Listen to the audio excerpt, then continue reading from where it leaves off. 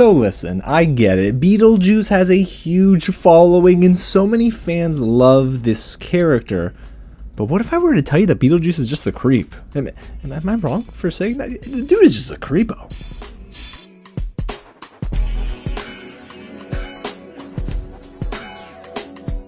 What's going on, you guys? James here with another real review, and today we're getting into my spoiler-free thoughts on Beetlejuice Beetlejuice. That's right, they couldn't name it Beetlejuice 2 because that's just too easy.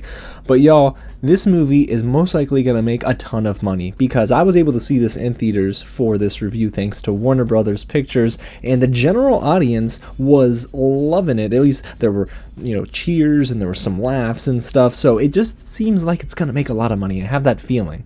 But does that mean it's a good movie?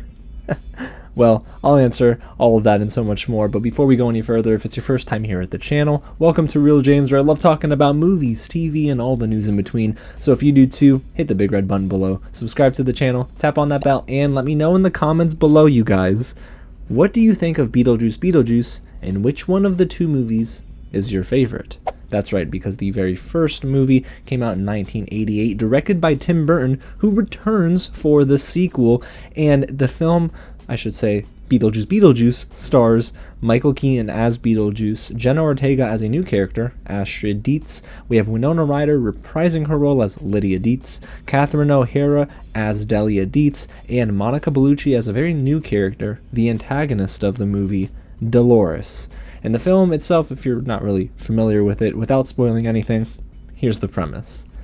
After a family tragedy, 3 generations of the Deetz family return home to Winter River. Still haunted by Beetlejuice, Lydia's life is then turned upside down when her teenage daughter Astrid accidentally opens the portal to the afterlife. That's a very good spoiler-free description because there are plenty of spoilers, and I'm sure a lot of the reactions you're going to see this weekend, but right here, I'm going to give you my positives and the negatives and what I think overall, because you might have already seen my out-of-theater reaction. I'm not a big fan of this movie, but there are some good takeaways. So, even before I get into that, you're probably wondering, well, did this dude even like the first Beetlejuice? Okay, I rewatched it for the very first time a day before the screening I had this week, and it was the first time in ages, okay? And honestly, I don't really love the movie. I think it's just like fine sometimes, and even a chore to get through in some instances, but the set design is pretty cool. The stylistic approach in terms of direction from Tim Burton is definitely felt. The score by Danny Elfman is the best part of the movie. And I would say, Michael Keaton gives a good performance, albeit a very, doesn't age well. Let's just say it's a very creepy performance. And you got some good performances from your leads, like Catherine O'Hara. So there are some okay takeaways, but I don't like it as much as many people. Now with Beetlejuice Beetlejuice, there were some, like I said, positive takeaways. So let's get into my positives now. And we're going to begin on a technical note, because the set design here was really impressive, just like the first movie. Now, props to the entire department who worked on the set. You have the set decoration, which was led by, forgive me if I mispronounce their names, Laurie Mauser and David Morrison. They did a very good job at making this feel very reminiscent of the first movie, so of course, for those fans who are nostalgic for the first Beetlejuice, you're going to see so many different visual cues that will probably make you squeal a little bit, and I did appreciate the attention to detail, especially when you consider that maybe they are working more with practical effects than most movies. Of course, there are some elements where I can tell VFX was used here, but for the most part, I do appreciate the practical effects used in Beetlejuice Beetlejuice. So yeah, set design worked in the first movie, and it worked for me here in the sequel too. Now, I can appreciate Tim Burton as a director taking some creative freedoms in the way he tells stories through his characters. He does a lot of show, don't tell, which is good, but it's not always in the way you would think. Sometimes they use stop motion again and claymation, and I thought, man, this seems to be pretty good. Now, this is all in the first act, right? And then we start to, over the course of the film, understand there are good performances as well. So I figure, okay, the first 30 minutes of this movie, I'm enjoying it more than the first film. It does kind of go downhill after that, but we'll get there in just a little bit. Now, there is another good takeaway from this, which is, I'll be honest, I really liked 2 performances.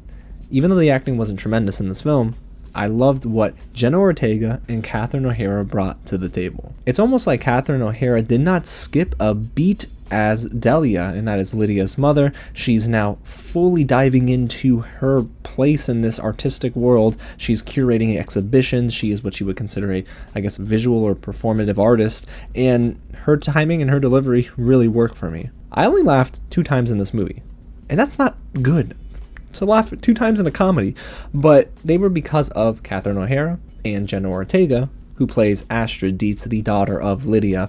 Jenna Ortega, for me, is an actress who I actually really like in most everything I see her in.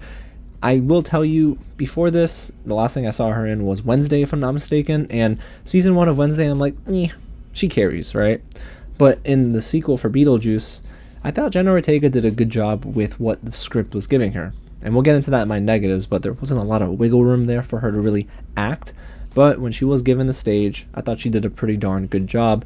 And I don't know what it is about Jenna Ortega. She's getting typecasted a bit into these roles of like the downtrodden, I'm kind of emotional type of character. But it works here, and she's excelling at it, so I guess she doesn't have to really stop. If it ain't broke, don't fix it, right? So I do like Jenna Ortega and Catherine O'Hara in this movie the most. And this is where you're probably going to scratch your head and think, James, are you for real? And yes, I am for real, because those are the only positive takeaways I have with Beetlejuice Beetlejuice. So it's time to get into my negatives. Maybe I was being a little too optimistic at the beginning and you were thinking, oh my gosh, this dude, I didn't see his out of theater reaction, he probably enjoys this movie. Absolutely not. Beetlejuice Beetlejuice is a complete dud for me, guys. I will be completely honest with you. Tim Burton's been on an awful streak as a director. I mean, I don't remember the last good movie I saw of his, and that's probably a bad thing. And here, it just continues that streak. It's a sequel that to me proves it did not need to be produced, made, and then released into the world. It should have stayed as an idea.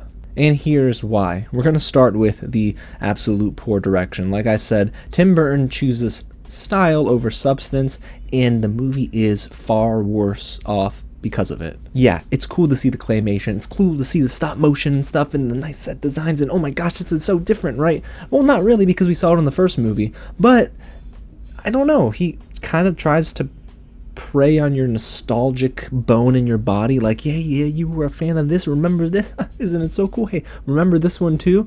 He does nostalgia bait usually in this film, and I don't necessarily think it's a good thing. When the movie tries to introduce fresh elements, it gets lost in itself. Like, the first Beetlejuice movie had one storyline and that's it.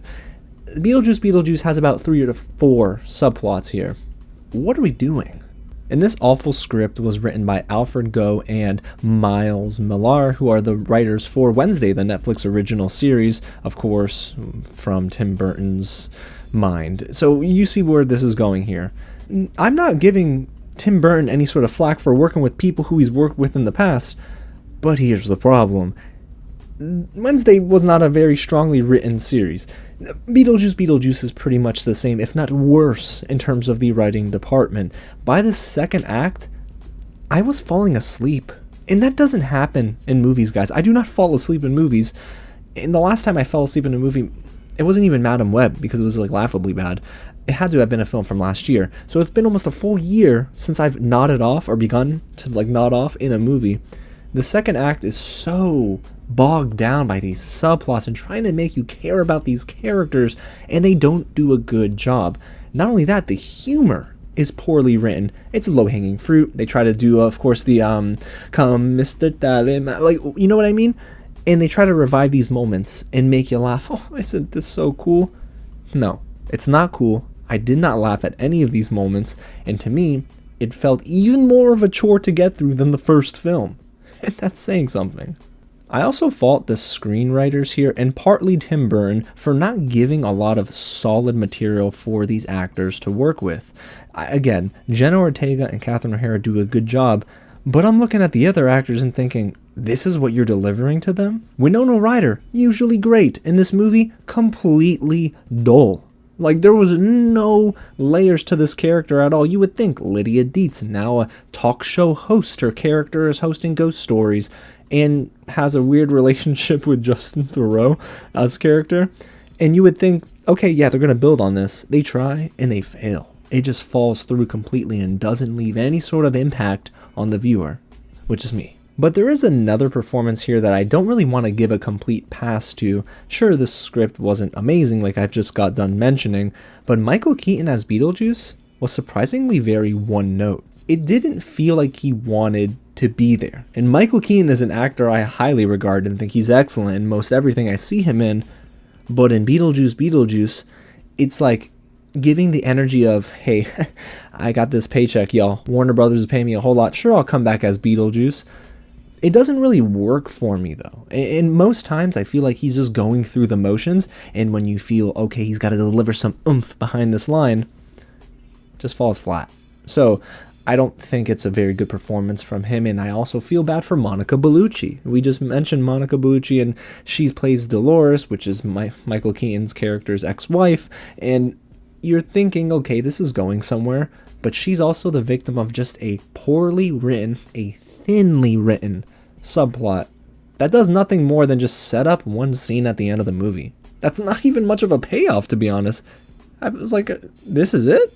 So I thought, okay, these are all things I don't like about the movie, but Danny Elfman, he's back to compose the score for this film. It's gonna be good, right? Wrong. Very wrong. Because Danny Elfman's score here is less impactful than I was hoping it would be. If anything, it's not even a main character like it was in the first film. I loved what he did in that first movie. I thought it was a very strong takeaway from Beetlejuice, but in Beetlejuice 2, he sort of just, his score is there, his music is there, and you hear some cues like in the beginning, of course, when we get the title card, and you're like, ha, it's the theme song. But then after that, you really don't realize his score at all.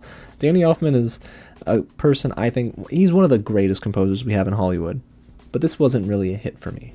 And then, of course, by the end of the film, I thought to myself long and hard, was Beetlejuice Beetlejuice worthy of reviving all these years later? The answer is no. We're almost 3 decades past the 1988 cult classic, and Beetlejuice Beetlejuice does not rise up to the standard that it should have for a sequel.